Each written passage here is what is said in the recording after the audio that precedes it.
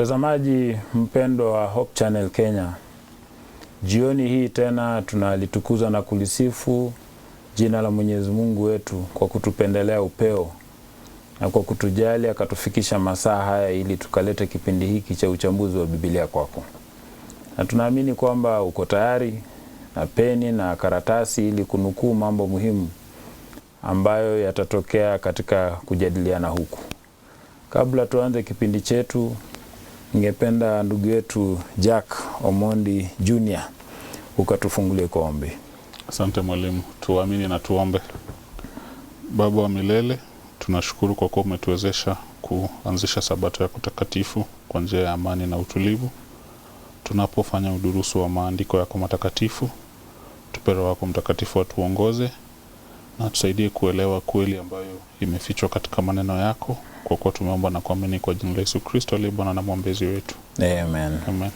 Asante mwalimu Jack. Na mtazamaji, mada yetu ya leo ni kuhesabiwa haki kwa imani. Na mada hii ni nyeti. Wengi katika Ukristo wamechunguza katika mada hii, haswa katika kitabu hiki cha Wagalatia. Na watu wanasema ni imani peke yake, kuna wengine wanasema ni matendo, kuna wengine wanasema ni matendo na imani. Sasa leo tunataka tujue msimamo wa Biblia ni upi katika mambo ya kuhesabiwa haki ama katika mazingira haya ya kuhesabiwa haki. Na ninaamini, natumaini kwamba tutakapomaliza utakuwa umeelewa. Na pia tunajua tukisema hivyo pia tunamaanisha basi nafasi ya sheria ni ipi katika hali ya kuhesabiwa haki. Kwanza kwenu ni mwalimu wetu Jack Omondi, kama nilivyosema. Mwalimu, karibu kwenye kipindi. Asante. Ujambo mtazamaji na karibu kwenye somo la leo. Alafu pia tunaye mwalimu Tabnacha Oduor. Mwalimu, karibu kwenye kipindi. Asante. Wakubwa hamjambo, wadogo mmeshindaje? Asante. Walimu, nilipokuwa Nakuru kule Modern mlisalimiwa sana. Nafikiri mnaweza wasalimia kwa mkono. Mlisalimiwa sana na wazee huko kina Sam Modern. Sema mabango wiki nzima yamebandikwa. Na pia kuna rafiki yangu mmoja kutoka kanisa la Anglican. Anaitwa Peter Gakinya. Rafiki yangu Peter Gakinya anafanya kule AAR. Anasema anapenda kipindi hiki sana. Hata kanisa lake la Anglican kule Tol kule yeye huwaambia akisema ina mafunzo mazuri sana. Asante. Na pia watoto wake nasikia paka wanachangamkia kuangalia runinga ya Hope Channel Kenya. Amen. Tunashukuru sana. Mzee Peter Gakinya, Mungu akubariki sana. Amen. Walimu, nafikiri tuanze mada yetu na fungu letu la kukariri na Wagalatia 2:20. Wagalatia 2:20. Galatia 2:20. Ndio. Nimesulubiwa pamoja na Kristo, lakini ni hai, wala si mimi tena, ndio, bali Kristo yu hai ndani yangu. Na uhai nilionao sasa katika mwili, ninao katika imani ya mwana wa Mungu, ambaye alinipenda akajitoa nafsi yake kwa ajili yangu. Sasa Paulo anajaribu kutoa, unajua tulipoanza mwanzo Paulo anamzomea Petro kwa sababu ya kuwa na tabia ambayo haifanani na imani. Kwa sababu yeye anasema anakula na wenye dhambi. Unajua haswa si wenye dhambi haswa. Walikuwa ni watu ambao wameokoka lakini si Wayahudi, ndio. Alafu anapokula nao, alafu akiona, unajua sasa ilikuwa ni mwiko mtu aliye wa Kiyahudi kula na wale watu wengine. Sasa anapofika katika hali hii, akiona watu wa kutairi ambao ni Wayahudi wenzake, anaona lazima tutii mwiko. Anahama tena. Sasa unakuta kwamba tabia ya Yesu haikuwa hivyo. Unajua Petro anatakana awe na, yeye alikuwa na ushahidi. Alimuona Yesu akikula na na watoza ushuru na wenye dhambi. Sasa yeye anastahili kuwa alisoma kwa miaka 3.5 akijua kwamba hata wenye dhambi pia wanaweza kuwa anaweza kula nao. Pia Petro alikuwa ameletewa ndoto katika Matendo ya Mitume 10. akaonyeshwa wanyama wachafu nini. Ndio baadaye akaelewa kumbe si wanyama wachafu anamaanisha, alimaanisha kumbe watu mataifa pia wanaweza ipata Injili. Na katika 11 kwanza mstari wa kwanza akasema nimegundua kumbe Mungu hana ubaguzi. Nafikiri 10 pia 34. Akasema kumbe Mungu hana ubaguzi. Sasa tunashangaa inafikaje tena anaanguka hivi? Anafikaje tena anakuwa na tabia ambayo haifanani? Lakini leo katika mada yetu ya leo tunakuta kwamba mahali tunaanzia mstari wa 15 ile mada ya Paulo kumueleza Petro haijaisha. Bado Paulo anaendelea kueleza. Kabla pengine tuangalie mstari wa 20. Nafikiri mwalimu tuanze mstari wa 15 mwanzo. Asante. Ndio. Unapoangalia mstari wa 15. Uisome mwalimu. Alafu ndio eleze. Mwalimu Junior. Mpe kazi ni kijana. 15 nasema ni sisi tulio Wayahudi kwa asili, wala si wakosaji wa mataifa, hali tukijua ya kuwa binadamu haihesabiwi haki kwa matendo ya sheria, ndio, bali kwa imani ya Kristo Yesu. Sisi tulimwamini Kristo Yesu ili tuhesabiwe haki kwa imani ya Kristo, wala si kwa matendo ya sheria. Sasa mwalimu, anza 14 ndio ukija 15 sasa ieleweke. Bado Paulo anaongea na Petro. Basi 14 nasema, walakini nilipoona ya kuwa njia yao haiendi sawasawa na ile kweli ya Injili, nalimwambia Kefa mbele ya wote, ndio, ikiwa wewe uliye Myahudi wafuata desturi za mataifa, wala si za Wayahudi, ndio, kwa nini unawashurutisha mataifa kufuata desturi za Wayahudi? Sisi tulio Wayahudi kwa asili, wala si wakosaji wa mataifa, hali tukijua ya kuwa mwanadamu hahesabiwi haki kwa matendo ya sheria, bali kwa imani ya Kristo Yesu. Ndio. Sisi tulimwamini Kristo Yesu ili tuhesabiwe haki kwa imani ya Kristo, wala si kwa matendo ya sheria, maana kwa matendo ya sheria hakuna mwenye mwili atakayehesabiwa haki. Lakini ikiwa hiyo ni 15 sio unaendelea. Nimepiga 15 16. Tulikuwa nataka 15 tu mwanzo. Mwalimu Tabnacha. Kuna jambo hapa nataka liweke sawa. Je, Paulo anamaanisha kwamba najua anasema anatofautisha mataifa na Wayahudi. Je, anamaanisha mataifa ni wenye dhambi? Asante. Nadhani Paulo alikuwa ni mtu ambaye ikifika kipindi amechaguliwa kwamba atakuwa mtume kwa watu wa mataifa, alikuwa ni mtu ambaye tayari amepitia shule zote mbili. Ndio. Amekaa na Wayahudi, amefahamu mambo yao. Amekaa na watu wa mataifa, amefahamu mambo yao. Kwa hivyo anapokuja, ukiangalia vile anapofungua, Paulo alikuwa ni kama mwanafilosofia. Ndio. Kwa sababu anaanza na jambo ambalo litakubalika kwa wale Wayahudi. Kwa hivyo anawaambia kwamba sisi Wayahudi si kama wa mataifa. Lakini hakumaanisha kwamba eti hawa Wayahudi hawana dhambi. Lakini kwanza alikuwa unajua kuna ile lazima anampatia ule ubabe wake kumwonyesha kwamba sawa wewe ulijua haya mambo mbele. Lakini unapoangalia hicho kifungu kinapoendelea chini, Paulo amesema kwamba wewe si mdhambi kama yule mdhambi. Unajua hapo ndio kuna tofauti kwamba wewe si mdhambi kama mdhambi wa mataifa. Haimaanishi kwamba wewe si mdhambi. Ni kwamba wewe hauko katika kile kiwango cha huyu. Ndiposa unapoendelea na hili fungu Paulo anaipambanua zaidi. Anajaribu kumwambia lakini ili uokolewe.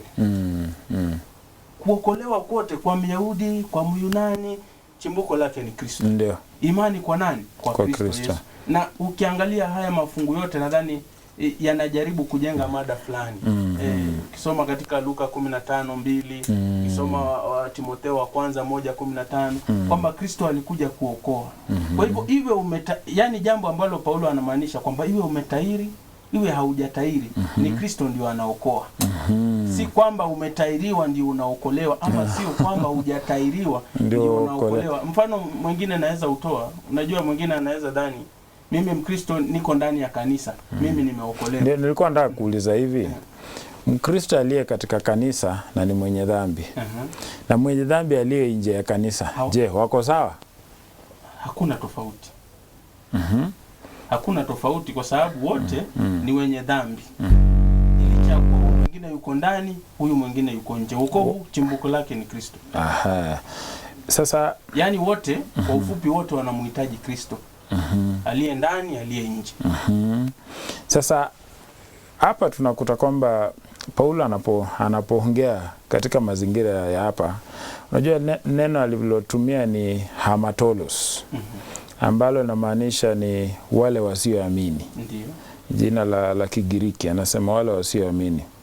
Na unajua Wayahudi waliamini kwamba kuzaliwa kwao wakiwa Wayahudi maana yake ni kwamba wao ni watakatifu. Sasa mwalimu, tamnacha bado tu kidogo, nataka uweke vizuri. Unajua kuna watu ambao wanaitwa wao ni hafifu kwa imani. Ndio. Unaona?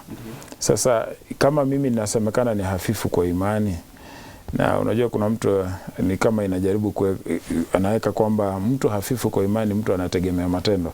Endelea mwalimu. Asante.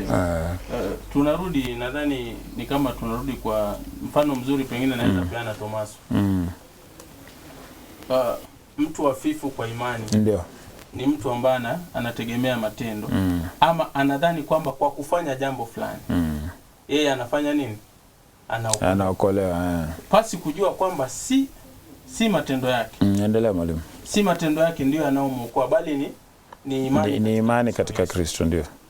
Lakini kama atakuwa anajikimu katika matendo, anaangalia nimefanya hili, nimetoa hichi, nimefanya, ndio vile Wayahudi walikuwa, kwa sababu wao walikuwa nadhani kwa sababu ya yale maisha yetu ya kale na ile vile tulichukuliwa kama wazao wa Ibrahimu, wanaangalia hayo mambo yao kwamba sasa wanajikimu kwa hayo, kana kwamba sasa hapo ndio vile wanaweza okolewa kwa hilo. Ndio. Pasi kujua kwamba si kwa sababu ya hayo, bali ni kwa sababu ya Kristo.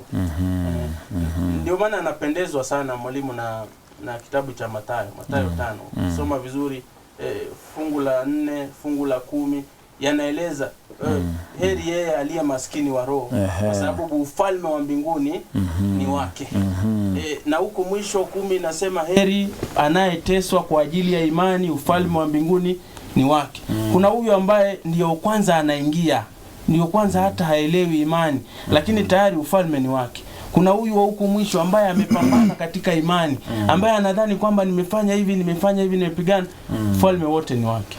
Mwalimu Junior. Naam. Katika hiyo 2:15 nafikiri isome tena, ni fupi tu. 2:15 ilikuwa inasema sisi tulio Wayahudi kwa asili wala si wakosaji wa mataifa. Sasa kuzaliwa Myahudi inamaanisha wewe si mkosaji. Unajua inamaanisha kuna watu hata kwa kanisa leo hawana kitu cha kutubu. Kweli? Mimi nitubu dhambi gani niko nayo? Hata tumejengewa. Nadhani ndo mtazamo ambao Paulo alikuwa anajaribu kukemea, kwa sababu Wayahudi kawaida yao wanajichukulia kwamba wao wokovu wao ni wakurithi. Lakini mfumo alioleta Kristo ni wa kwamba sisi sote baada ya kusema imekwisha pale msalabani, kisha anaambia wanafunzi endeni kwa mataifa.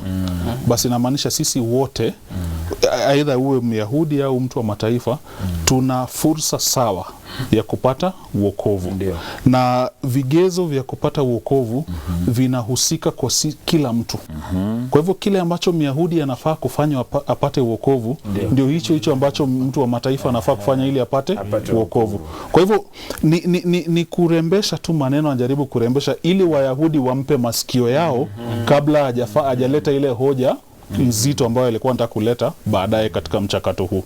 Kwa sababu anawaambia kwamba sisi tulichaguliwa na si wenye dhambi kama hawa watu wengine. Sasa swali nauliza pia mwalimu tena. Unajua akisema kwamba wokovu haupatikani kwa sheria. Naam. Sasa swali ni sheria basi iko wapi? Nafasi yake ni katika Warumi tunaambiwa vizuri, tutaingia huko mbele, lakini kwa muktasari katika Warumi tunaambiwa sheria imeletwa kwa madhumuni ya kutuonyesha dhambi. Bila sheria hakuna dhambi. Unajua mimi napenda michezo sana. Na utapata kwa mchezo labda kama wa football, mtu wa timu moja akitoa mpira nje, basi mpira unakabidhiwa watu timu ile nyingine. Kusingekuwa na sheria hiyo, basi kungekuwa na machafuko katika ule uwanja. Ningetoa tu mpira ndio nipige. Naam, ningetoa, tukilemewa natoa mpira alafu nachukua tunaanza tena. Kwa hivyo sheria lazima iwe ili tupate kuona njia mahsusi ambayo tunafaa kufuata. Sheria ikishawekwa, basi tukishaona makosa yetu, sasa ile damu ya Kristo inakuja kutusafisha kutokana na hayo makosa. Mwalimu Tabnacha, nafikiri kwa kumalizia hiyo sehemu tu. Tukiangalia tunaona kuna mwizi aliyekuwa msalabani. Na mkumbuka ule jamaa aliyeambia Yesu, unikumbuke katika ufalme wako. Na tunakuta kwamba kuna ule mwingine alisema ikiwa wewe ni mwana wa Mungu, kwa kizungu if. Huyu mwingine amesema unikumbuke. Sasa huyu jamaa ambaye alisema unikumbuke, swali ninalouliza ni hili. Yesu anamwambia utakuwa nami paradiso. Yaani utakuwa nami nitakaporudi, utafufuka katika ufufuo wa kwanza. Sasa swali nauliza ni hili. Ni nini haswa yeye alifanya cha maana ili apate wokovu kama ule? Matendo yake yalikuwa yapi? Huyu jamaa alikuwa mwizi. Na hata pale alipo ndio anasulubishwa. Lakini huyu jamaa anahesabiwa haki kwa imani. Kwa imani. Katika nani? Katika Kristo. Na hilo jambo aliposema, yule mwingine alitumia, alikuwa na shauku. Kwa hivyo hiyo si imani, kwa sababu imani haina shauku. Huyu mwingine alienda akamwambia Bwana, unikumbuke.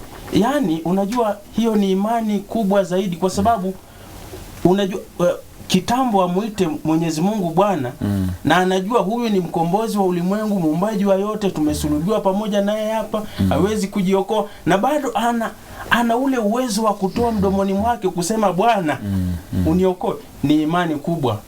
Kwa hivyo hiyo ndio hata inamuokoa. Ndiposa Kristo anamwahidi, anamwambia leo kuna koma pale muhimu tuiweke, kwamba leo utakuwa nami paradiso.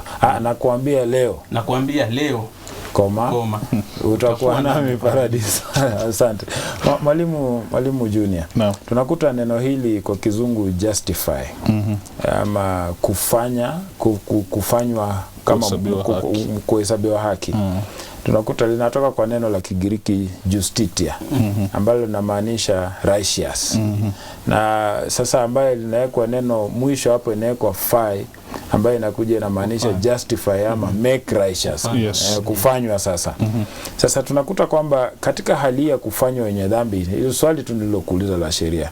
Tunakuta kwamba kumbe sheria basi inakaa kama sheria haileti wokovu, sio? Wajua sheria ikisha kuonyesha dhambi, hapo kwanza ndio nataka ueleze vizuri. Sheria inaonyesha dhambi. Endelea mwalimu. Kwa sababu sheria inasema usiibe. Kwa hivyo ukishaiba tayari umevunja sheria, inakuhukumu, inakuonyesha kwamba wewe ni mwenye dhambi. Basi kama mwenye dhambi unafanya nini? Unakimbia kwa Kristo, kutubu dhambi zako na kuoshwa na damu yake. Baada ya kuoshwa na damu ya Kristo na kusamehewa, basi sasa Mungu anachukua yale maisha ya Kristo ambayo yako na dhambi na anakuwekea wewe bure. Kwa hivyo anakuhesabu wewe mwenye dhambi kama kwamba wewe ni Kristo ambaye hakuwa na dhambi. Kwa hivyo bila sheria basi hakuna haja ya kukimbia kwa Kristo kufanya nini? Utakimbia vipi na hujapata mwelekeo? Naam. Kwa hivyo lazima tuwe na sheria ili tuonyeshe njia. Sheria ni kama ramani, inatuonyesha tu njia. Lakini tukifuata ile njia basi ndio tutapata wokovu na tutapata kuhesabiwa haki. Sasa swali pia pengine ninataka kuuliza pia ni hili kwamba sheria ambazo zinaongea juu yake, je, ni sheria tu 10 ama ni sheria zote paka za Musa? Najua watu wengine huwa wame limit. Wajua Musa alipokuwa anaandika zile sheria zake hakujiandikia maneno yake ya kubuni. Kweli. Aliandika maneno ambayo yalikuwa na mwongozo fulani. Kwa hivyo licha ya kwamba sheria 10 ndizo zilitoka kwa Mungu, hizi sheria zingine, unajua wanasheria wanasema kuna katiba ya nchi, kisha kuna vipengele vya sheria ambavyo kwa Kiingereza wanasema operationalize, yani vinatekeleza local katiba ile. Kwa hivyo local act. Naam. Kwa hivyo ukiambiwa usiibe na uibe, lazima kuwe na sheria ya kukuhukumu kwa ajili ya hicho kitendo chako cha wizi. Kwa hivyo sheria zote ni nzuri na sheria zote zinafaa kuzingatiwa. Ndio. Kwa hivyo kuna zile sheria za mavazi, kuna sheria za afya, kuna sheria za vyakula na mambo hayo yote. Ni muhimu tuweze kujiweka katika hali ya kuzingatia mambo haya. Hizi sheria zote ambazo tunaongea juu yake ndio Paulo anaongea juu yake. Lakini Paulo anasema bado hizo sheria hazileti hukumu. Ukizifuata zote lakini ukane uwepo wa Kristo, basi unafanya kazi bure. Ni kama tunaitoa kizungu filthy rags. Naam. Unajua ukienda Nakuru alafu tuseme unataka kupinda uende ile njia ya kwenda kule kwenu kunaitwa nini? Hii njia ya kwenda chini hivi pale Limuru. Kuna kibao kimeandikwa Mai Mahiu. Sasa kile kibao kimeandika Mai Mahiu hakikubadilishi wewe kwenda Mai Mahiu. Lakini kimekuonyesha Mai Mahiu ni huko. Ni uamuzi wako uamue aidha gari utachukua njia ya kwenda Mai Mahiu au utaendelea na Nakuru. Ama ende Nakuru. Sasa sheria ni kama hicho kibao. Na bila hicho kibao basi hatutajua ni njia ya kuelekea. Asante. Nafikiri hilo limeeleweka vizuri. Ndio. Walimu, pia kuna jambo fulani ambalo nataka tuliweke wazi hapa. Nafikiri hapo tumemaliza mstari wa 16, si? Katika mstari unaofuata inasema 17 ninayo hapa. 17. Lakini ikiwa sisi wenyewe kwa kutafuta kuhesabiwa haki katika Kristo tulionekana kuwa wenye dhambi, je, Kristo amekuwa mtumishi wa dhambi? Hasha. Sasa ndo panauliza ati unasikia vile Paulo anaiweka hivyo, hebu isome tena mwalimu. Inasema kuna jambo kali hapo. 17 inasema lakini ikiwa sisi wenyewe kwa kutafuta kuhesabiwa haki katika Kristo tulionekana kuwa wenye dhambi, je, Kristo amekuwa mtumishi wa dhambi? Hasha. Yani Kristo hawezi kuwa mtumishi wa dhambi kwa sababu aliifia hiyo dhambi. Sasa kumaanisha alivunja mwili wa nini? Wa dhambi, ama nyumba ya dhambi ilivunjwa. Sasa sisi kama tumemkubali, tukirudi nyuma ni kama kuijenga upya, sio? Nyumba ya dhambi kuijenga upya. Sasa kuna jambo ambalo tunataka, je, misingi ya nini? Ya haki.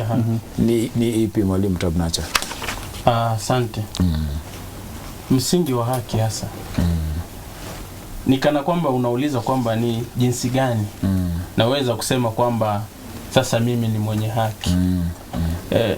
Na tumeangalia hapo nyuma vizuri, tumeeleza vizuri kwamba si sheria ambayo unaweza ibeba leo ukasema kwa sababu mimi nimefanya matendo ya sheria ama nimefanya kazi za sheria, mimi ninayo haki. Kwa hivyo unagundua kwamba hapo tayari tumeitoa, tumeibandua. Kwa hivyo jambo ambalo tunaliongelea hapa ili tuseme kwamba misingi ya haki ni gani? Misingi ya haki ni tunaipata tu katika imani kwa nani? Kwa Kristo. Kwa Kristo. Kwamba ninapomwamini Kristo kwa imani. Vile mwalimu Junior ameeleza pale kimbele. Vile wewe umeeleza kimbele. Ninaposimama mbele za Mwenyezi Mungu, sio mimi naonekana, bali ni haki ya Kristo ndani yangu ndio inaweza kuonekana. Sasa nahesabiwa kwamba huyu Tabnacha ana haki. Nauliza swali walimu. Katika kitabu nafikiri cha Wafalme wa Pili, si Wafalme wa Pili Wafalme wa Pili ndio. Kuna jamaa anaitwa Hezekia. Ndio. Hezekia wakati Isaya alikuja kwa nyumba yake kwa mgonjwa, amegeuka amelala kwenye kitanda, akamwambia boss, tengeza nyumba yako. Huu ugonjwa ulionao wafa. Yaani kumaanisha andika last will and testament. Andika ambia watoto wako watarithi nini kwa sababu kweli unaenda kufa. Sasa Hezekia alipoangalia kwenye ukuta, unajua alilia akisema nini? Anaambia Mungu, nimekutendea hiki, nimekutendea hiki, nimekutendea hiki. Hayo ni matendo. Ndio. Ambayo ni matendo pia ya sheria. Ni vipi basi Mwenyezi Mungu alimhurumia kumwongezea miaka, na huu mtu hakuwa anaongea juu ya imani, alikuwa anaongea juu ya matendo yake. Alimu, nimeweka mzigo hapa. Na bado Mungu alimsikiza. Mimi sielewi mimi. Mwalimu, katika Yohana 15:14 ndio Kristo anasema mkinipenda, 14:15 ndio, mkinipenda mtazishika amri zangu.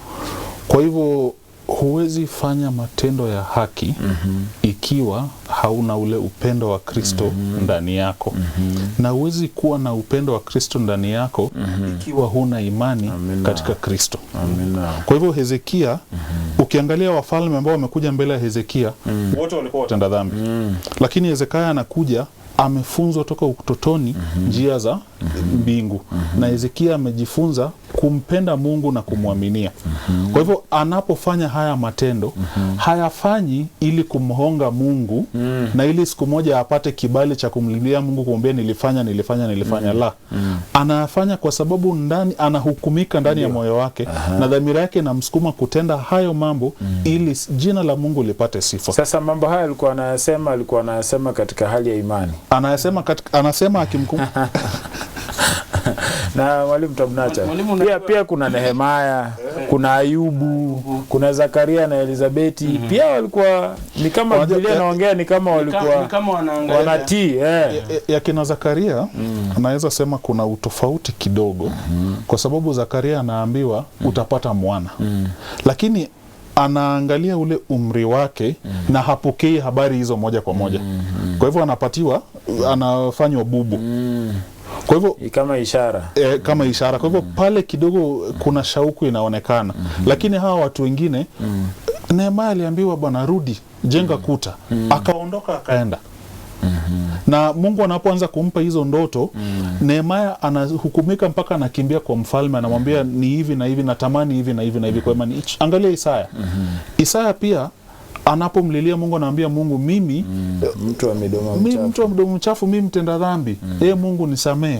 Na anapotubu na kuonyesha imani ya kwamba nikimwambia Mungu shida hili atanishughulikia, basi Mungu anashusha kaa la nini? La moto. Kwa hivyo tukichukua hatua za imani, basi ile imani yetu ndio inakuwa msingi wetu wa kuhesabiwa haki. Mwalimu, nataka kuongeza tu hapo na vile visa vya Nehemia na Zakaria, na niseme hivi pia. Jambo lingine ambalo nitalitaja katika msingi wa kuhesabiwa haki. Mwalimu Junior amelitaja vizuri. Ukiangalia Yohana 16:8 inaeleza hasa kazi ya Roho Mtakatifu ni nini. Kazi ya Roho Mtakatifu ni kukufanya uikubali ama useme kwamba mimi mdhaifu, mimi siwezi, kukuonyesha dhambi yako. Na hiyo ndio kazi ya kwanza. Anapoingia ndani yako unajihisi kwamba mimi siwezi. Ndio hapo unaona Hezekia anafika kiwango anasema si kwamba anajibeza, lakini kana kwamba anamwambia Mungu mimi siwezi kujiokoa katika hii hali. Njoo unisaidie. Nehemia ameona watu wamemsumbua kule, amerudi kwa Mungu. Mungu mimi siwezi, kina Sanbalati wametulemea. Kwa hivyo ili uhesabiwe haki kwa imani, lazima kwanza ukubali kwamba mimi mwenyewe katika hali zangu, katika uwezo wangu siwezi. Sasa Mungu, chukua madaraka. Ndio. Endesha hili gurudumu, mimi siwezi, hili gari limekuwa gumu kuliendesha. Hapo sasa ndio Mwenyezi Mungu. Hebu niulize swali hapo tu. Ya leo mimi ni maswali tu. Nilisikia mtazamaji mmoja alisema ninaongea sana. Sasa nimechukua mfumo mpya. Mimi ni sitati mpya. Sasa tunakuta, hebu nisomee Warumi 3:27. Warumi 3:27. Nafikiri hapo ndio kuna somo kubwa sana la kuhesabiwa haki kwa imani. Kuu wapi basi kujisifu? Ndio. Kumefungiwa nje. Kwa sheria ya namna gani? Kwa sheria ya matendo? La, bali kwa sheria ya imani. 24 inasema wanahesabiwa haki bure kwa neema yake, kwa njia ya ukombozi ulio katika Kristo Yesu. 31 inasema basi je, Twaibatilisha sheria kwa imani hiyo? Hasha. Kinyume cha hayo twaidhibitisha sheria. Nafikiri umeelewa. Mwanzo anasema kwamba wanahesabiwa haki bure, si kwa matendo ya sheria. Halafu ndio nauliza, basi inamaanisha sheria basi tunaitupilia mbali? Anasema hapana, tunaidhibitisha. Sasa unajua hapo ndio kuna kuchanganyikiwa. Hapo ndio watu wengi wamejikwaa, hawajajua sasa tutaingia vipi. Hata mimi nilikuwa na shida kwa kuielewa. Kulikuwa muda mrefu sana sikuelewa Paulo anamaanisha nini. Ndio nikienda mbinguni mwanzo nataka kumuona Paulo mimi. Kwanza tukae kitako. Paulo nataka kumuona, tukae karibu, nimwambie boss, kuna mambo uliyasema ambayo alitusumbua sana tuko huko chini. Sasa tunakuta kwamba kumbe hali hii ya kuhesabiwa haki tumeingizwa tu. Unajua ukisoma 5 Warumi 5:19 inasema kwa kuasi kwa mmoja tukaingizwa katika hali ya wenye dhambi, na kwa kutii kwa mmoja, yani Adamu wa pili ambaye ni Yesu, tukaingizwa. Sasa haijasema kwamba tumeingia, imesema tumeingizwa. Sasa kumaanisha Kristo anapokufa msalabani ameuaua kufa, anapandisha huo kutokufa, alafu ndio tunahesabiwa haki bure. Sasa walimu, nataka kusema kitu pia katika Kizungu. Ukisoma hiyo Wagalatia 2:16 walimu Tabnache inasema kwamba faith of Jesus Christ. Lakini watu wanatufunza wakisema faith in Jesus Christ. Mbona wao wanasema faith of? Asante. Like atuongee Kizungu mwalimu. Endelea lakini. Sasa unajua umeleta prepositions katika lugha ya Kimombo. Ndio. Hii imani ya Yesu Kristo ni gani? Pengine nataka ndio tuielewe, kwa sababu tukielewa hii tutakuwa katika msingi bora. Na najaribu kuanisha mafungu fulani hapa. Ukisoma katika Ufunuo 4:12 inaeleza kwamba wale wataokolewa mwisho watakuwa na nini? Kuna mambo yanapewa pale kwamba watakuwa na ushuhuda na imani ya Kristo. Ukiangalia katika nasema hapa ndipo penye subira ya watakatifu, wale wazishika amri za Mungu na kuwa na ushuhuda wa Yesu. Ndio. Asante. Na pia ukifululiza mpaka 12:2 wa Ibrania inaeleza vizuri kwamba huyu ndio mwisho, ndio mwanzo na mwisho wa imani yetu. Huyu imani ambaye anaelezwa hapa ni nani? Ndio hasa tunaongelea kuhusu huyu Kristo ambaye ndio chimbuko, ndio mwanzo na ndio mwisho wa imani yetu. Kwa hivyo unaona kwamba katika yote hatuokolewi kwa sababu ya imani, tunaokolewa kwa sababu ya imani ya Kristo. Ni ule uaminifu wa Kristo. Kule kujikimu kwake na kunyenyekea kwake ndio kunatumiwa kutuhesabia sisi haki, bali si imani nyingine yote. Ndio. Mwalimu, nikiongezea kidogo tu. Kuna vipengele viwili hapa ambapo Paulo anajaribu kuleta utofauti uonekane baina. Kuna matendo ambayo tunafanya kama wanadamu. Mwalimu, tukusikie vizuri. Kuna matendo tunayofanya kama wanadamu ambayo ni matendo ya sheria. Na tushadhibitisha ya kwamba matendo ya sheria hayatupeleki popote. Kisha kuna matendo ya imani ambayo Kristo anafanya kwa ajili yetu. Kuna huduma ya Kristo. Kuna ile huduma ya Kristo ambayo kwanza imejengwa katika uaminifu. Amina.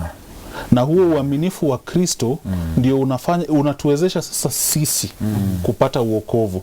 Kwa sababu Kristo alikuwa mwaminifu kwa sheria za Mungu tangia mwanzo mpaka mwisho. Lakini sisi kama wanadamu tulishindwa kumudu huo uaminifu. Kwa hivyo kuhesabiwa haki kwetu ni kwa sababu ya ule uaminifu wa Kristo na si matendo yetu ya sheria. Ndio sababu Kizungu kinasema the faithfulness of Christ. Mwalimu, umeweka vizuri mpaka nasikia vizuri. Sasa tunakuta hata ukiangalia katika vitabu vya Petro tulisoma katika muhula uliopita kisema kwamba katika Yesu hakukupatikana hila yoyote, hakuna dhambi, hakuna lolote. Na Yohana 15:10 inasema kwamba alizishika amri za baba yake. Sasa tunakuta kwamba Kristo mwenyewe alishika amri. Sasa sisi hatuambiwi tushika amri, tunaambiwa tumtii Kristo, basi uwezo wa kushika amri atatupa. Yeah. Nafikiri hiyo ndio shida ambayo tuko nayo kuu. Unajua kuna watu wengine wanasema tu amini tu. Unajua mtu anakuambia amini tu, bora imani. Walimu sijui mtu anawaambia nini. Wa Korintho wa pili nadhani ni 5:14 inasema upendo wa Mungu kutubidisha. Ndio. Unatubidisha kufanya nini? Na huu upendo wa Mungu ni nini? Unajua uwezi niambia amini tu kila kitu kitakuwa sawa. Na kuna watu ambao tunafaa kujifunza kutoka kwao, walisukumwa na huo upendo wa Mungu na imani ambao walikuwa nayo kufanya makuu kwa ajili ya Mungu. Unajua sasa tuseme tuende kwenye dari ya nyumba juu, uende na mtoto alafu muvike mavazi ya Superman. Alafu mwambie wewe sasa ni Superman, ruka. Navunjika Kabisa. Si hata sasa si imani, na kwa kidogo kama ni upumbavu. Sasa kuna imani na kuna mambo ya wanadamu ambayo kweli si imani. Sawa, alafu walimu pia nafikiri katika kutii kwa imani. Kuna jamaa anaitwa Ibrahim. Saa yetu yamekwisha. Kuna jamaa anaitwa Ibrahim. Aliambiwa na Mungu atoke katika nchi ya Uru. Katika Mwanzo 12. Na alipotoka kule hakujua anaenda wapi.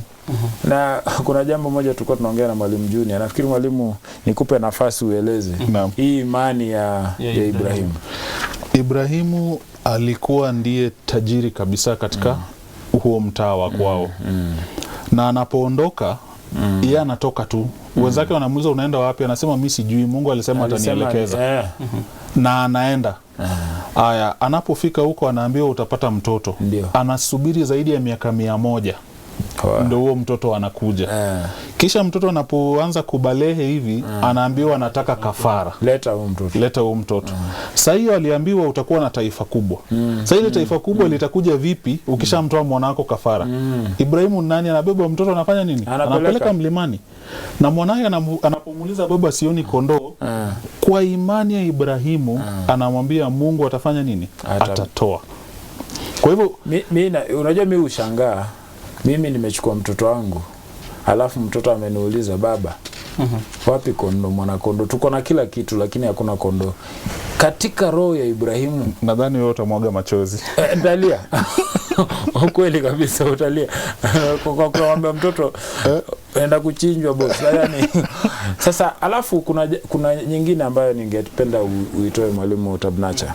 Unajua hizi ni mifano ambayo ni hai kutoka katika Biblia ya kutuonyesha imani ama uaminifu ama kutii katika njia ya imani. Wakati wana wa Israeli walifanya dhambi sana katika Mwanzo 32 ukiendelea, unakuta Musa akaambiwa aweke nini? Nyoka ya shaba kwenye kijiti ikielea.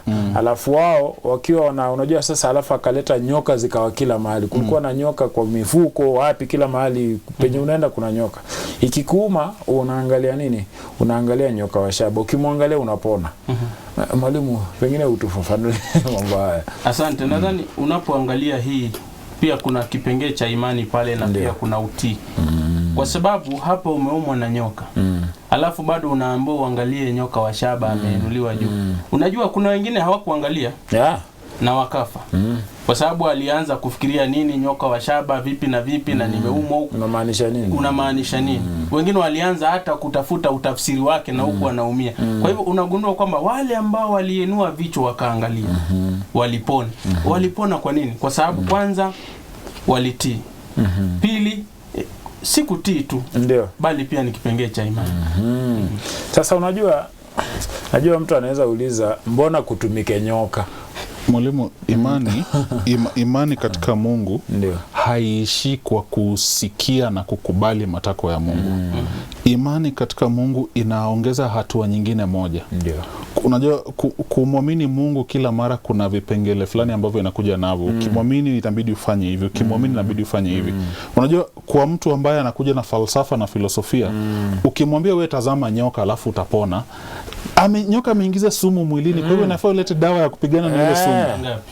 Kwa hivyo ikiwa Mungu amekwambia angalia na uende paka na nyoka hospitali. Naam, Mungu akikwambia angalia na utapona na uchukue ile hatua, basi sasa ndio imani yako inakuwa hai. Yakobo anasema imani bila matendo imekufa. Mwalimu, niongeze tu kidogo hapo. Niwaoneshe tu na Abrahamu. Abrahamu anaambiwa auwe mtoto. Ndio. Lakini ni Mungu amemwambia. Amtoe mtoto kafara. Mungu amemwambia. Waisraeli wanaambiwa tazameni nyoka. Na ukiangalia historia ya nyoka, wengi wanamlinganisha na Ibilisi. Kwa hiyo unaona jambo la imani hapa linadhirika. Hawa watu wanaonyesha imani kwamba wanaamini ahadi ya Mungu. Kwamba yeye ametuambia. Ndio. Basi hali yao ya maisha inaonyesha. Unajua ile kutumia nyoka haswa katika nchi ya wana wa Israeli ilikuwa ukipiga nyoka ife hauwezi ishika na mkono. Kweli? Unaishika bado na kijiti kwa sababu unaweza fikiri nkufa kumbe haijakufa alafu ikuume. Na zile unajua sasa siku hizo wakuwa na dawa haswa vizuri. Iko ikikuuma ni sawa na kifo. Sasa walikuwa bado wanaibeba na kijiti. Sasa ulikuwa ukibeba na kijiti juu unamaanisha huyu joka ameshindwa. Yani the serpent is defeated. Unaona? Sasa ndio sababu aliambia Musa ainue nyoka ya shaba juu, kumaanisha ingawa unaumwa na joka lakini ameshindwa. Sasa ukimwangalia juu ameshindwa. Nafikiri ndio ilikuwa dhana ya Kristo. Alafu walimu, pengine kuna msemo unasema seeing is believing. Leo nina kizungu kingi sana. Seeing is believing. Je, watu kama hao tunaweza sema hivi? Kwa sababu tukiangalia seeing is believing, kuona ni kuamini katika mazingira ya Biblia. Ama katika haya mazingira naona kama haingiani. Walimu, nipe habari. Kuna haya kidogo imenipiga chenga. Lakini Kristo anaambia wanafunzi, anaambia nadhani Wayahudi, anawaambia ole wenu nyinyi mnaotaka ishara. Ni Mathayo 12:38. Kwa hivyo anasema kizazi kibaya na cha zinaa chahitaji ishara. Ila sitaonyesha ishara ile ya Yona bla bla bla. Endelea. Kwa hivyo Kristo anajaribu kusema kwa kifupi ya kwamba ni bora yule ambaye atasikia na kuamini. Waebrania 11 anasema Tomaso. Naam, Waebrania 11 anasema imani ni kuwa na hakika kwa mambo unayotarajia. Kwa hivyo nikirudi kwa ule mfano wa Abrahamu. Abrahamu anaondoka akijua kwamba Mungu amemtayarishia mahali pazuri. Si lazima aonyeshwe. Yeye anatoka tu. Wana wa Israeli wanajua wakitazama nyoka watapona. Si lazima waelezewe sayansi ama mambo mengi, hapana. Na ndio hivyo sisi pia tunatakiwa kuamini katika kifo cha Kristo na uwezo wa kifo cha Kristo kutufanya watu wenye haki na basi tutakaswa. Na hapo mwalimu, ndio sasa tutaingia kile kitikio cha Rumi 3:27 na kusema kwamba yote kwa Kristo yeye amenilipia kila kitu. Ama kwa sababu leo umeleta vizungu vingi, tunasema all to Christ I owe. Mwalimu, hebu tusomee kuanzia mstari wa 17. 17 inafika mwisho. 17 mpaka 21 inasema lakini ikiwa sisi wenyewe kwa kutafuta kuhesabiwa haki katika Kristo tulionekana kuwa wenye dhambi, je, Kristo amekuwa mtumishi wa dhambi? Hasha! Maana nikiyajenga tena yale niliyoyabomoa, naonyesha ya kuwa mimi mwenyewe ni mkosaji. 19 maana mimi kwa njia ya sheria naliifia sheria ili nimwishie Mungu. 20 nimesulubiwa pamoja na Kristo, lakini ni hai, wala si mimi tena, bali Kristo yu hai ndani yangu. Na uhai nilio nao sasa katika mwili ninao katika imani ya mwana wa Mungu, ambaye alinipenda akajitoa nafsi yake kwa ajili yangu. 21 siibatili neema ya Mungu, maana ikiwa haki hupatikana kwa njia ya sheria, basi Kristo alikufa bure. Asante. Walimu, pengine mwisho sasa, nafikiri tuna dakika moja. Mwisho tu ningependa tueleze mtazamaji apate kuelewa. Najua akisema kwamba mtu akianguka katika dhambi baada ya kuja kwa Kristo, nafikiri kwangu mimi nafikiri si shida ya Kristo. Shida iko katika huyu mtu. Jambo lingine ningependa kusema mwalimu, je, shida iko kwa sheria ama iko na mtu? Mwalimu, nadhani hapa tumeongea vizuri, tukaeleza vizuri kwamba mtu anahesabiwa haki vipi. Kwa imani ya Kristo. Na tumeeleza imani ya Kristo haikuwa na mapungufu. Ambayo inamaanisha kama umemkubali Kristo na umehesabiwa haki kwa imani, basi ni Kristo anatenda mambo katika maisha yako. Na wewe pia hautakuwa na mapungufu, kwa sababu hautakuwa mtu tayari una ukamilifu ndani yako. Ndio. Na ule ukamilifu ndio utakuwa unakubidisha katika hali zako zote. Lakini kama itaonekana kuna dosari ndani, basi sidhani kama shida ni mtu. Si Kristo. Si Kristo. Na sheria haina shida pia. Na sheria haina shida. Kwa sababu itakuwa inakueleza, inakuongoza. Ni wewe tu uifungie macho. Unajua hata ukijiangalia kwa kioo leo, upate kwamba umekula bofulo ile, ukabakisha yale makapi huku mdomoni. Wewe ndio utaamua kama utafuta yale makapi ama utaendelea na safari yako. Asante. Mwalimu Junior. Petro wa kwanza 2:16 inaelekeana na Wagalatia 5:13. Paulo anasema katika Wagalatia, mmepewa uhuru. Sasa msitumie huu uhuru wenu kwa kufuata dhamira za mwili. Kwa hivyo si eti sasa tumepata wokovu, kwa hivyo tumewekwa uhuru tufanye chochote ambacho tunataka. La, kuhesabiwa haki katika Kristo hakutuondolei matakwa ya sheria. Lazima tuishi kulingana na ule mwelekeo ambao tumepewa katika sheria, kwa sababu huu upendo wa Kristo ambao uko ndani yetu na hii imani ambayo tunaaminia Kristo, basi ndio itatufanya tuweze kuwa na uwezo na nguvu ya kufanya yale ambayo sheria inahitaji. Si eti kwamba tunafanya yale tuweze kuokolewa, la, lakini tunayafanya kwa sababu tushaokolewa. Asante. Mtazamaji, nafikiri walimu wameshaweka vizuri kwamba imani haipatikani kwa matendo ya sheria. Imani inapatikana, wokovu, kuhesabiwa haki hakupatikani kwa matendo ya sheria. Kuhesabiwa haki kunapatikana kwa imani ya Kristo. No. Hivyo basi inafaa basi katika Ukristo wetu tujue kwamba pia kuna sehemu ya sheria, lakini sheria ni ya kutuongoza tu, kutuonyesha kwamba sisi ni wadhaifu na sisi ni watenda dhambi. Lakini ukishajua hali yako, kwa sababu sheria imesha kuonyesha, basi ni wewe kuchukua jukumu la kumrudia Kristo ili akakuoshe na kukurudisha katika hali ifaayo. Na tunaenda katika mapumziko, na tutakaporudi tunakuomba ukipiga simu, ukiuliza swali lako, tunaomba kwamba upunguze sauti ya runinga, ama unaweza hata zima tu runinga ili tukaelewane, ama uende mbali na runinga, kwa sababu pengine kwako kuna watu wanasikiza, unaweza enda mbali, kwa sababu mara nyingi inasumbua mawasiliano. Pia tuna Facebook page yetu ya uchambuzi wa Biblia. Unapoandika pale kunaitwa comments, andika pale, ama unaweza andika dhidi ya ukuta wenyewe ili tukaweza kusikizana, tutasoma ujumbe ambao umeandika. Ukitaka unaweza changia ama uulize swali. Asante, usiende mbali. Mungu akubariki.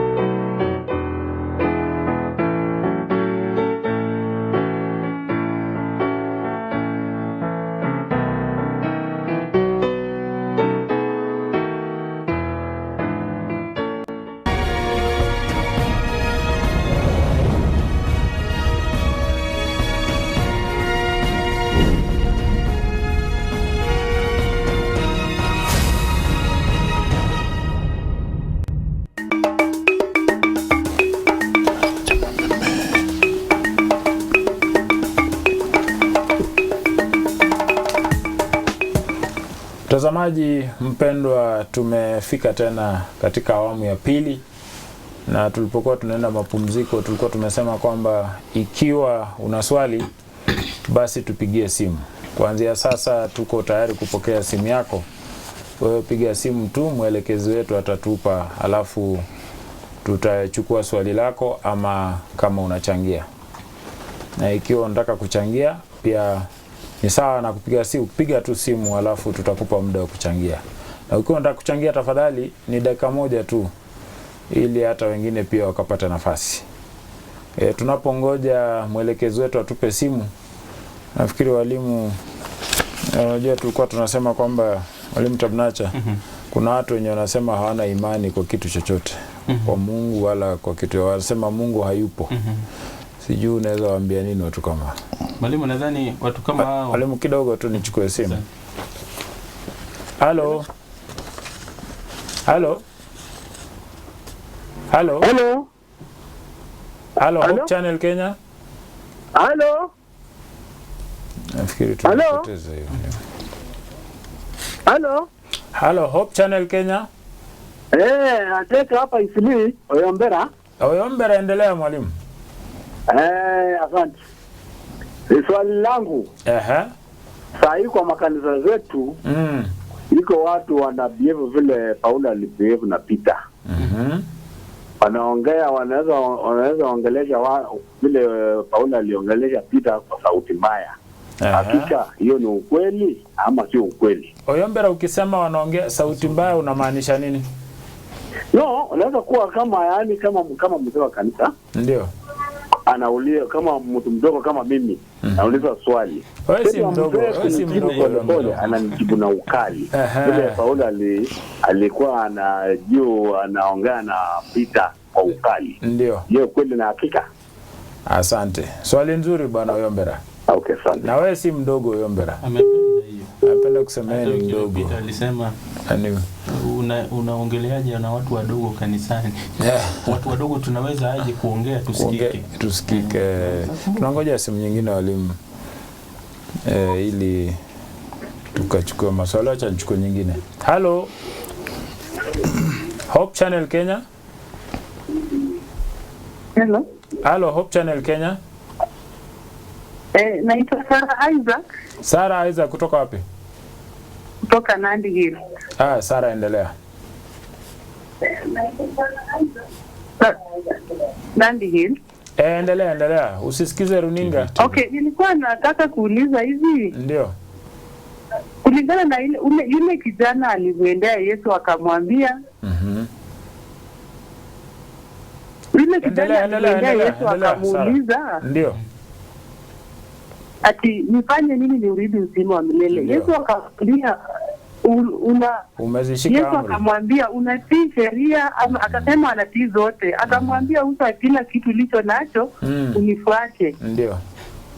Alafu huyo kijana alikataa. Sasa nilikuwa nauliza, imani lazima ikuwe na upendo, kwa sababu huyo kijana ni kama alikosa upendo juu hakuuza alicho nacho akamfuata Yesu. So ni kama lazima imani ifuatwe na upendo, kwa sababu huyo kijana ni kama aliona ametii sheria na Yesu anamwambia usa alicho nacho. Asante. Na akakataa. So hapo unaweza elezeaje? Asante sana Sarah Isaac. Sarah Isaac kutoka Nandi Hills. Nafikiri swali lake ni la kijana tajiri ambaye alikuja mbele ya Yesu. Tukingoja simu nyingine ili tukaweza kujibu maswali haya yote kwa ujumla. Nichukue nyingine. Hello. Hello, Hope Channel Kenya. Habari yako? Salama kabisa. Hello, ndugu. Nakusikia mzee. Habari yako? Mzuri, unaitwa nani? Naitwa Humphrey Were kutoka Matungu. Humphrey, endelea. Sasa swali langu ni kwamba tulijifunza kwamba kwamba sheria inasafisha sheria, ni kwamba ni kama kioo kinaonyesha sheria, yani kinaonyesha ule uchafu ambao ulio nao. Kweli? Lakini sasa ukishajikuta kwamba uko na uchafu, inafaa uende kwa Kristo aende kusafisha. Ndio. So swali langu ni kwamba hili jambo la watu kusafishwa kila wakati, ndio, ya kwamba wametenda dhambi, wanaenda kusafishwa, ni la haki. Asante. Hilo swali ni la msingi sana, swali muhimu sana katika hali ya Ukristo. Tukingoja simu nyingine, walimu, nafikiri haya ni mambo muhimu sana katika haswa katika mada ya siku ya leo, kwa sababu watu wengi kama anavyosema, acha mwanzo nichukue nyingine. Halo. Hope Channel Kenya. Mimi naitwa Isaya Chitei kutoka Kakamega County, Malava, Kaparas. Endelea Isaya. Nataka kuuliza hivi. Kabla sheria, yani kabla sheria kutolewa kwa Mount Sinai, ndio watu walikuwa wanahukumiwa namna gani? Asante sana. Kabla ya sheria ya pili, ndio kuhusu vile ule mwisi alikuwa na Yesu kwa msalaba. Akasema, Yesu alisema kwamba leo utakuwa na mimi mbinguni. Na maanisha kwamba mtu akikufa anaenda mbinguni. Asante. Asante sana. Mungu akubariki mtu wetu kutoka Kakamega. Kakamega County. Msisahau kusema neno county. Kabras. Asante. Na walimu, nafikiri tukipokea simu nyingine moja alafu tunaweza ajibu maswali, sio? Acha nichukue simu. Halo. Hope Channel Kenya. Nzuri. Unaitwa nani? Halo, unaitwa nani? Halo.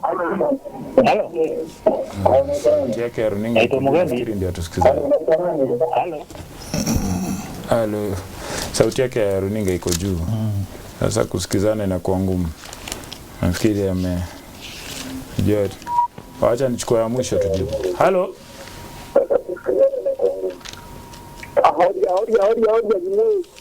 Halo, Hope Channel Kenya. Asante. Televisheni. Tuendelea walimu. Swali la kwanza. Swali la kwanza linatoka Isili. Kwa mwalimu Oyombe. Mwalimu Oyombe, kwanza nimpatie heko kwamba mwalimu Oyombe anatambua kwamba yeye si kitu. Ndio maana anajiita mtu mdogo.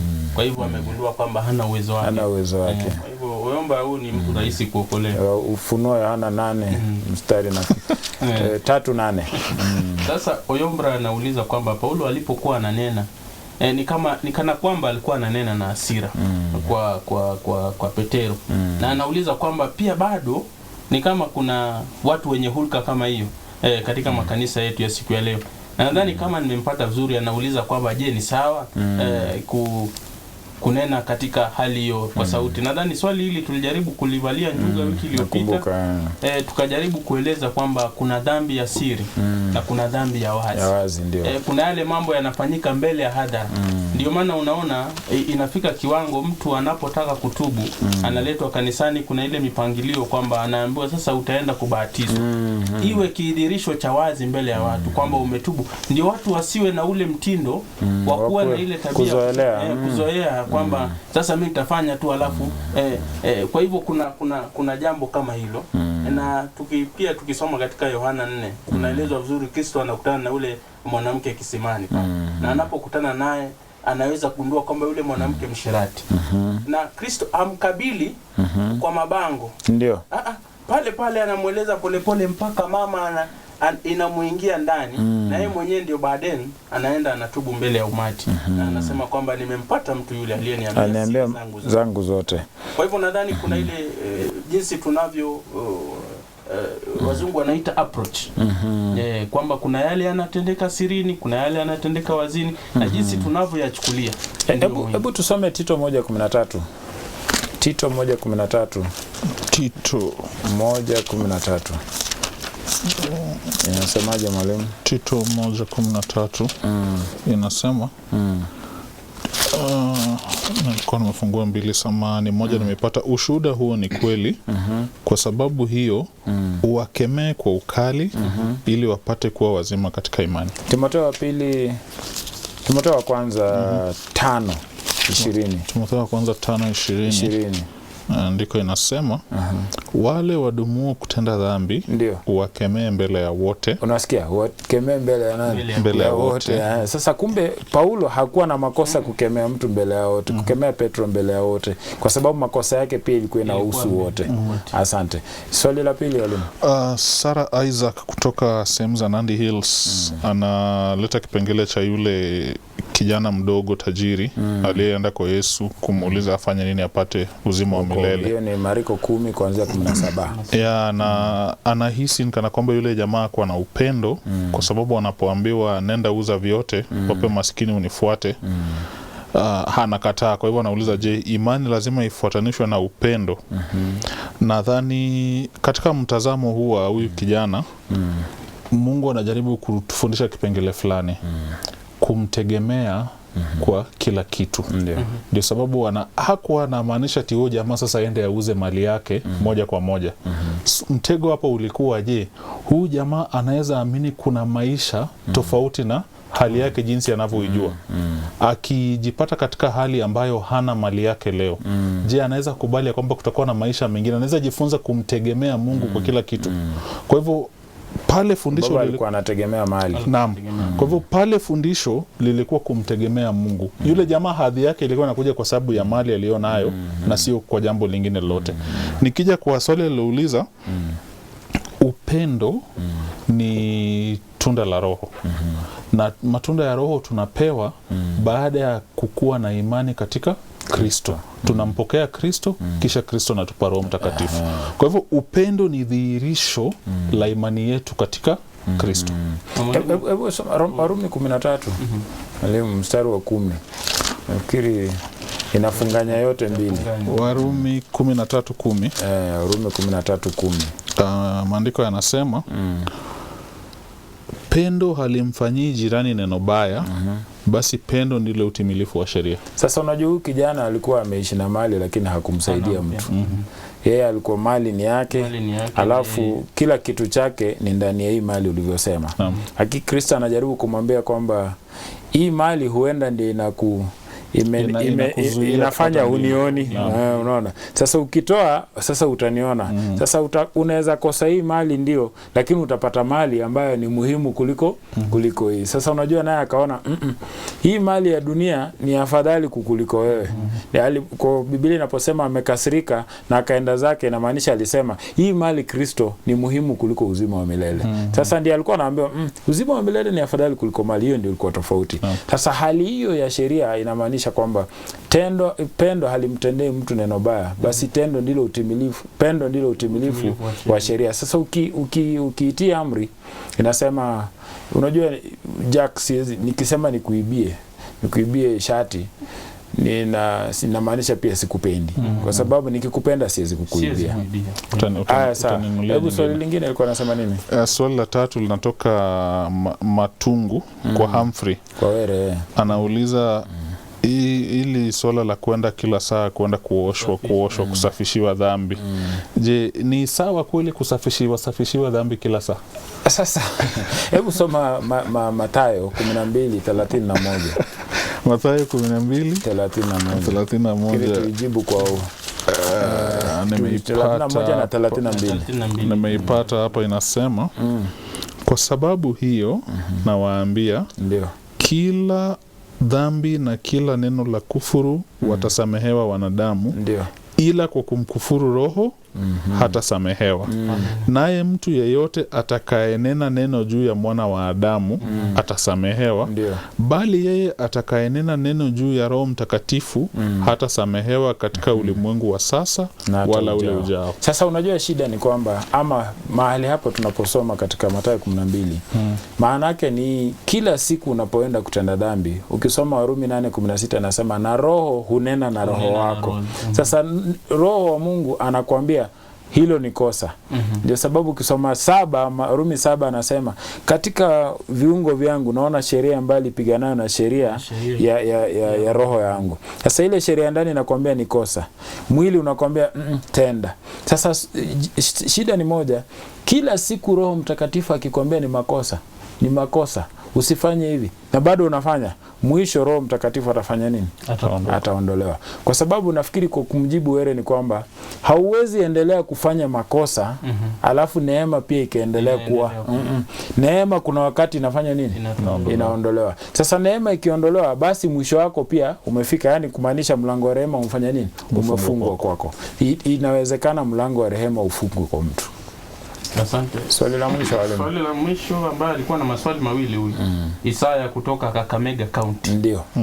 Ameuliza maswali mawili. Swali la kwanza, kabla sheria watu walihukumiwa vipi? Sasa unajua lazima tuelewe kitu si eti sheria haikuwa. Sheria vile haikuwa imeandikwa.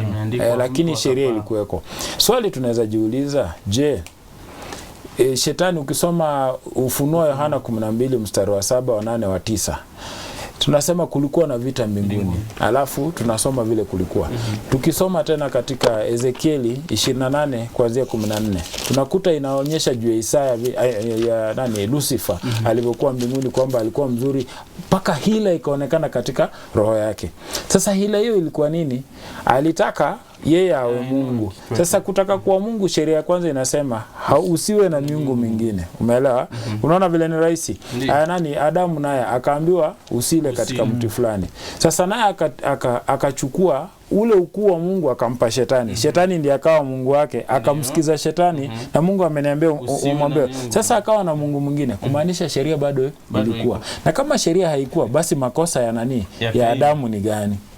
Haya, Kaini akaua. Mbona tunaambiwa Kaini analia katika Mwanzo 4:13 anasema hukumu yangu imenikulia kali sana. Sasa kama hukumu yake imekulia kali, makosa yake yalikuwa nini? Kwa sababu aliua. Kwa nini? Na kuua ni makosa. Sasa tunaona kwamba sheria ilikuwa ni vile haikuwa imeandikwa. Hata 6 Mwanzo Mungu anasema moyo wangu hautasumbuka na mwanadamu. Walikuwa wanafanya nini? Walimu, kabla tujibu hilo swali la mwisho. La mwisho ni la wacha tuchukue simu nyingine alafu tunaweza jibu hilo swali la mwisho.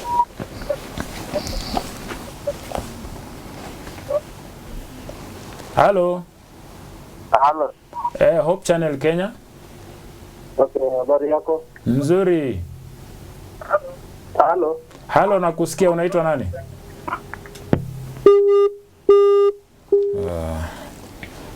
Katika simu yake. Swali la mwisho linasema nini? La mwisho alikuwa anauliza kuhusu yule mwizi msalabani. Na Kristo alivyotoa ile ahadi kwamba leo utakuwa nami paradiso. Kwa hivyo Isaya alikuwa anauliza, je, mtu akifa mara moja anaenda mbinguni? Na nadhani tulijaribu kuieleza lakini kwa kiduchu kwamba kidogo tu nichukue simu, hilo swali muhimu sana. Halo. Hello. Halo, Hope Channel Kenya. Hello. Halo, nakusikia. Unaitwa nani? Hello. Halo. Yes. Tunakusikia, hapa ni Hope Channel Kenya. Unaitwa nani? Stati habari. Salama. Tunakusikia. Hello, naitwa Penina. Unaitwa nani? Penina. Naitwa Penina kana nuku kutoka Nanyuki. Penina, endelea. Penina Koeti, yule wa Nanyuki Central. Na endelea. Endelea Penina, tunakusikia. Yes, nauliza hivi Mr. Stati. Ndio. Nauliza hivi. Ndio, endelea, tunakusikia. Nauliza ile serikali mnasema kwamba haifanyi kazi kwa sasa. Ile sheria ambayo mnauliza ina ifanye kazi kwa sasa. Kumaanisha kwamba Warumi 6 inayosema kwamba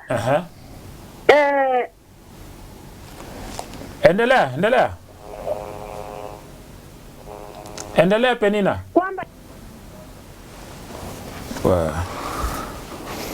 nafikiri mitambo pia lakini nafikiri alikuwa anamaanisha ile sheria tuliyosema haifanyi kazi kwa sasa ni gani? Nafikiri kwa najaribu tu kama ndio swali lake. Acha nichukue nyingine. Hello. Yes. Hope Channel Kenya. I wanted to ask a question to Pastor Tati. Unaitwa nani? I'm David. David, uliza. Yes, I'm calling from Ukunda. So the question is, there is this chapter that is Matthew chapter 5, verse, the main problem I have in verse 20. which says, the verse 12 says that, for I say to you that unless your righteousness exceeds the righteousness of the scribes and the Pharisees, you will by no means enter the kingdom of heaven. So my worry is, because first there's a verse up there which says that he did not come to do away with the law, but he came to fulfill the law. 5:17. And again, when he was being crucified, he said, it is finished. So when he said to me, I thought that the law is finished, and yet he did not come to do away with it. Asante sana. Yeah, so that part you explained. Then how are the Pharisees and the scribes, righteousness, how can we get to know how far or how much they were righteous, such that we exceed that? Because we are told that unless we exceed their righteousness, we shall not enter the kingdom of heaven. Thank you. I'm getting confused a bit, and I'm trying to think of how righteous were they. Sawa. Tumeelewa, asante sana. Tumeshukuru, swali mzuri pia. Swali nzuri sana hili. Kiri swali nzuri na umetoa katika maandiko. Kiri tungojee simu nyingine. Alafu ni maswali tungetaka tuyajibu. Acha nichukue nyingine. Halo.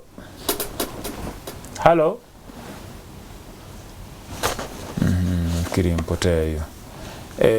Mwalimu Tabnacha ulikuwa ile swali la Isaya wa Kakamega kama kidogo tu mwalimu. Halo. Hope Channel Kenya. Nimeingia kumchungulia. Nzetu. Nafikiri alikuwa bado anajipanga. Tunaomba wakijipanga watuulize. Sasa nafikiri nichukue simu nyingine. Halo Hope Channel Kenya. Halo, unaitwa nani? Naitwa Joseph Chui. Joseph Chui. Yeah. Endelea Joseph. Habari ya leo? Salama, tunashukuru Mungu. Asante. Mimi leo ninatoa shukrani zangu kipindi. Ndio. Pia ningependa kutoa ombi la mwenzetu ambaye yuko katika nchi ya Tanzania. Alikuwa amenipea salamu na akaniambia ya kwamba niweze kuuliza kama mna nambari ya WhatsApp. Ili aweze kuwasiliana na nyinyi. Hata sasa hivi yuko katika TV, anaitwa Yoeli Muga. Sasa bwana Joseph, bwana Chui, nafikiri hii namba ambayo unapiga kwayo ukimpa pia hata akiwa Tanzania akipiga atatufikia. Asante. Alafu comment yangu ni kwamba ndio napasa tuwe na imani kama vile Abrahamu. Maana mliposema pale iliniguza sana, na nikapata ya kwamba wakati ambapo Abrahamu alihesabiwa haki kwa imani na matendo. Imani na matendo vilienda pamoja. Wakati ambapo Ibrahim alitoa kafara ya mtoto, alionyesha imani na matendo viliendanisha pamoja. Vyote viwili vilienda pamoja. Na ikawa kwamba na sisi pia tutaweza kuhesabiwa haki kwa imani. Tutaweza kuhesabiwa haki kwa njia ya imani na matendo. Chui, unajua muda wako umeisha. Sasa nilikuwa nataka ufunganye umalize. Asante. Asante basi. Mwalimu, endelea mwalimu Tabnacha. Asante. Rudia swali tena. Swali la Isaya kutoka Kakamega County alikuwa anauliza kwamba mwizi msalabani, Kristo anampa ahadi kwamba leo hii utakuwa nami paradiso. Kwa hivyo yeye anapata kiwiliwili pale, anauliza kwamba je, inamaanisha kwamba huyu mtu leo alikuwa akifa tu tayari anaelekea mbinguni? Nadhani ieleweke vizuri kwamba tulipokuwa tukijaribu kuichanganua swala hili tukaeleza vizuri kwamba kuna lile jambo tunaliita misplaced comma. Ndio. Kwamba kulikuwa na koma pale baada ya Kristo kumwambia kwamba leo hii nitakuwa naye paradiso. Kuna koma pale katikati. Kumaanisha kwamba hakumaanisha kwamba leo kwamba leo hivi hiyo siku kwa sababu hata ukiangalia historia ya Kristo, hata mwenyewe wakati anapotaka kuguswa na Maria tuisome mwalimu. Hebu tusomee tusomee Yohana 20 Yohana 20 mstari wa 17. 20:17. Hapa Kristo hajapaa mbinguni, anasemaje? Yesu akamwambia, usinishike kwa maana sijapaa kwenda kwa Baba, lakini nenda kwa ndugu zangu kawaambie, ninapaa kwenda kwa Baba yangu ambaye ni Baba yenu, kwa Mungu wangu ambaye ni Mungu wenu. Ndio. Sasa anavyoeleza mwalimu ni kwamba Kristo hajapaa mbinguni.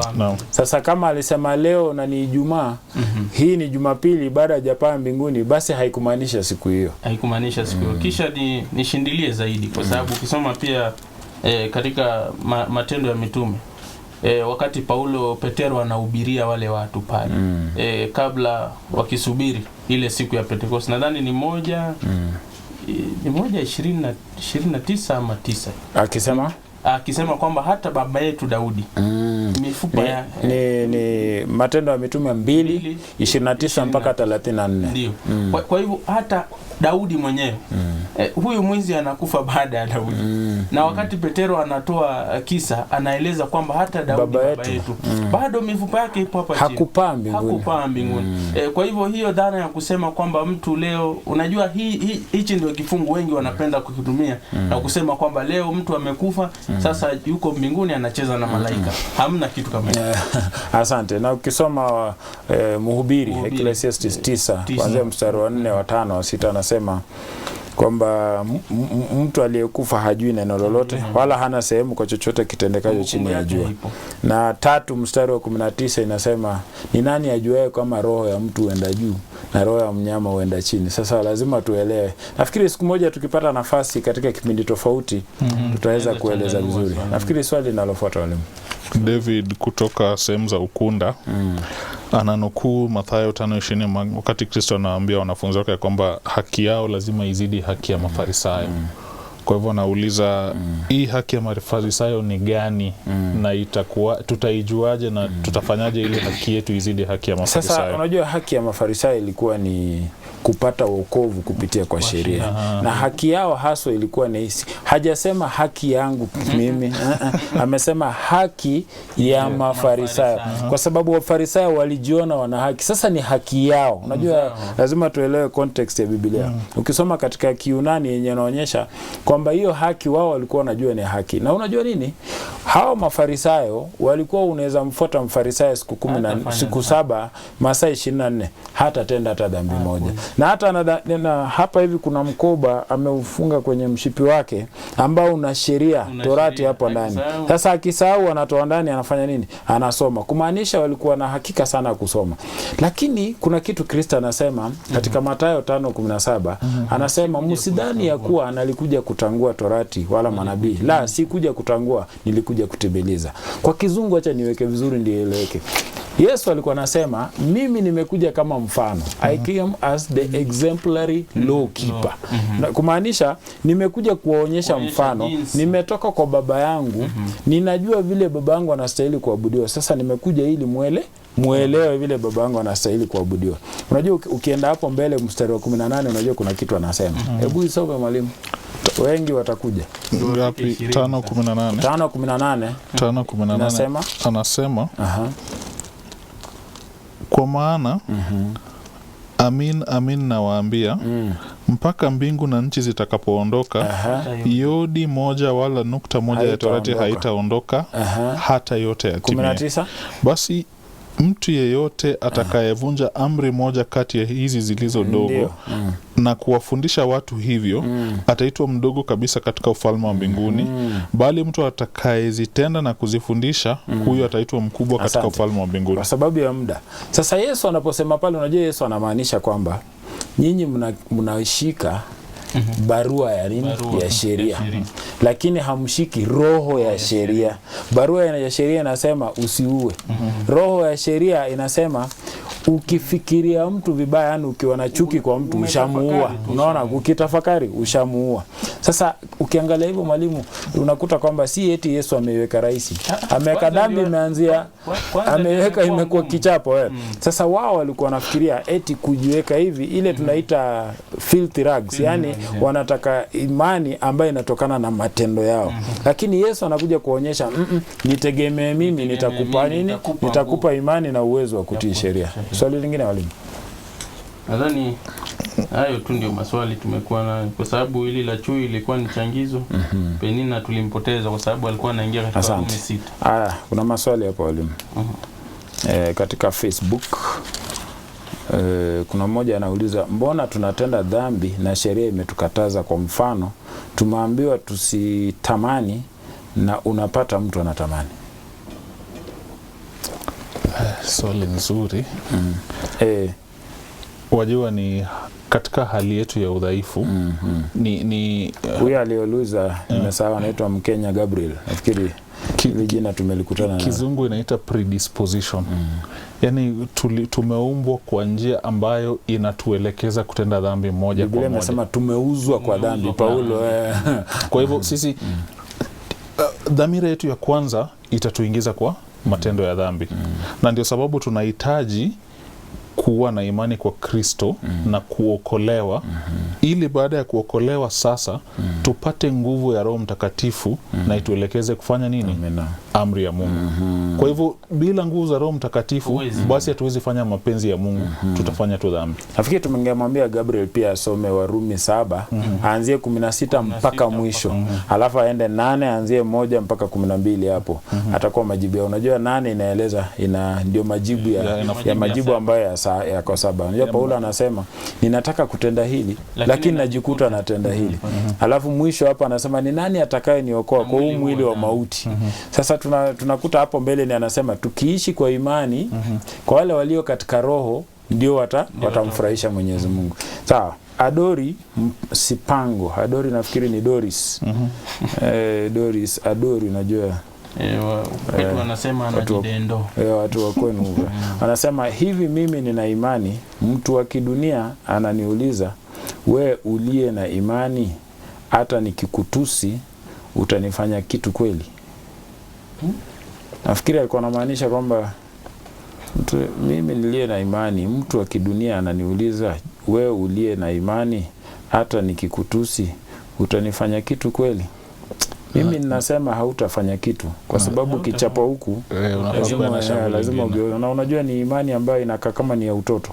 Na alinyenyekea mpaka mauti. Mpaka mauti msalaba. Hiyo ni Wafilipi 2 kuanzia 5 mpaka 8. Nafikiri Doris Wafilipi 2:5 mpaka 8. Alafu Abel Ngeyo, mtu mzima, nafikiri huyu ni Embakasi, anasema je, watoto wadogo tunawaweka wapi kwa mambo ya imani, haswa wanapofariki wakiwa wachanga? Mbarikiwe nyote. Nafikiri unajua hapa unajaribu, kuna dhana ya kusema kwamba mtoto mchanga akizaliwa ni malaika anaenda mbinguni. Sasa unajua lazima tuelewe kwamba mtu akizaliwa ako na stakabadhi si stakabadhi, ako na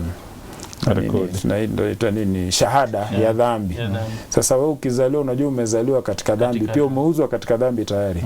Sasa unajua kuna vitu vinne. Kuna mtu kuzaliwa ambaye hauchagui. Kuna mtu kuoa ambaye hauchagui. Kuna mtu kuokoka ambaye unachagua. Na kuna kufa ambaye hauchagui. Sasa hii ya kuokoka ndio peke yake umepewa wewe uchague. Haya mengine yatakupata. Unajua kuoa, hata unajua nyinyi mnapenda vile mnaongea hapa, mnataka ati nyinyi mchague. Adamu alichagua wapi? Aliletewa. Sasa hata nyinyi muombeeni Mungu wapi? Tunajaribu kusema kwamba mtu akizaliwa anakuwa asante walimu. Poleni, lakini lazima niwaambie, unajua nyinyi vijana kuna kupotea pia. Lakini tunajua mtu akizaliwa huwa ni mwenye dhambi. Sasa mtu ambaye ataenda mbinguni ni unajua pia kuna Mungu pia ni Mungu wa neema. Sasa lazima kuangalia, je, ulikuwa na uwezo wa kujua dhambi? Ulikuwa na, unajua kuna kujua na kukubali na kuamua, unaona? Sasa kuna hiyo level. Pia lazima tuelewe kwamba Katika nchi ya Sodoma na Gomora kulikuwa na watoto na bado waliungua. Mbona wao watoto waliungua na hawakuwa na makosa? Kwa sababu wazazi wao walikuwa na nini? Na dhambi. Sasa unajua lazima pia tuchunge haya maneno. Alafu Carl Stebbins Caleb kutoka Nairobi. Je, imani yatuokoa? Mwalimu. Imani yatuokoa? Nadhani angeuliza imani gani? Aha. Hebu pengine tumsomee Efeso 2:8 alafu mueleze. Efeso 2:8. Efeso 2:8. Efeso 2:8 inasema kwa maana mmeokolewa kwa neema, ndio, kwa njia ya imani, ambayo hiyo haikutokana na nafsi zenu, ni kipawa cha Mungu. Endeleeni walimu. Asante. Kwamba tunaokolewa kwa neema. Kuna mambo mawili hapa, kuna neema kisha kuna imani. Na chimbuko la imani hii ni nani? Inatokana na Mwenyezi Mungu. Ndio. Kwa hivyo nadhani vile tumeweza kueleza pale mbele kwamba ukiwa na hiyo imani katika Kristo, basi kuna ile fursa ya kuweza kupata wokovu. Ndio, lakini si kwa sababu ya matendo ama njia yako ile yenyewe ambayo umeibuni wewe ndio unaokolewa, bali ni imani hii ambayo chimbuko lake hasa ni Kristo, ambaye tulimsoma hapo mbele katika Galatia 2:20 kwamba tumesulubiwa naye. Walimu, kuna mtu pia anauliza kwamba walimu na wasalimu, anasema swali langu ni, anaitwa Zakaria Kinanga. Anauliza swali langu ni hili: Hezekia alimaliza aje maisha yake? Unajua Hezekia alianza vizuri na akamkumbusha Mungu matendo yake ya imani. Mungu akamwongeza miaka 15. Ndio. Lakini katika miaka hiyo 15 Hezekia anasahau yale mazuri ambayo alikuwa amewezeshwa kufanya awali. Anajilimbikizia sifa. Anajilimbikizia sifa na kiburi kinaingia. Alafu najua alileta wale Wakaldayo wakaja kwake wakachunguza na akujua zana zote. Alafu mwisho Isaya anamwambia wewe mambo yako mbaya. Yaani kwa kiburi chake badala ya kumpatia Mungu utukufu anajipa yeye mwenyewe utukufu.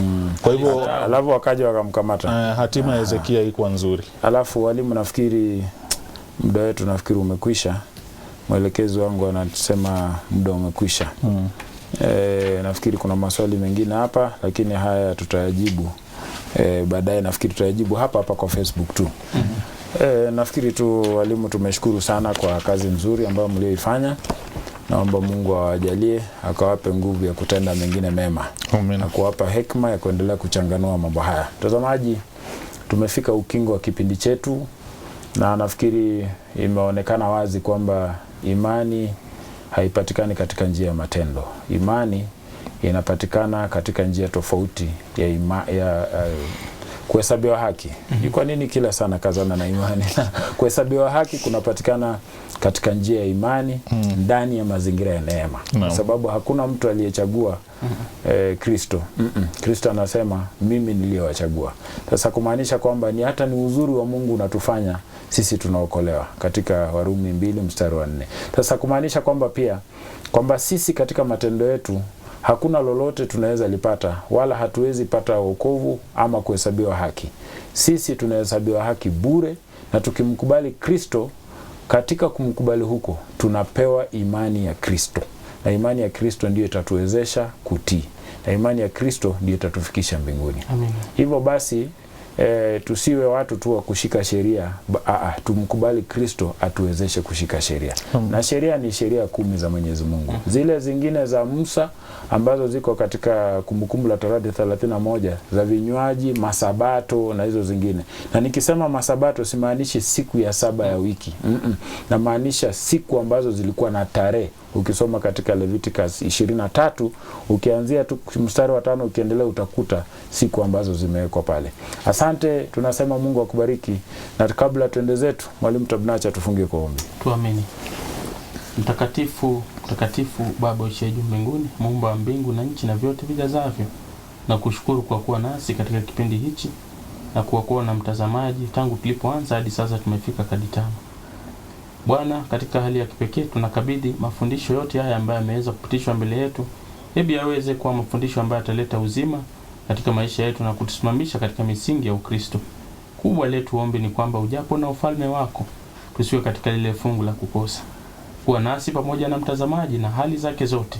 Ni katika Kristo Yesu tumeomba na kuamini. Amen.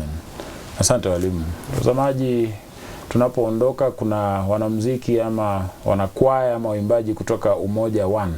Lakini haitwi Umoja One, inaitwa Umoja Youth. Ni vijana kutoka kule Umoja. Nafikiri ni kikundi kikubwa tu. Ni kikundi ambacho kinajulikana na kina ubabe fulani hapa Nairobi. Ningependa usiende mbali, ndugu yetu Lavet Chacha anakuletea vijana kutoka Umoja. Mungu akubariki na tupate mahubiri kupitia kwa nyimbo. Amina.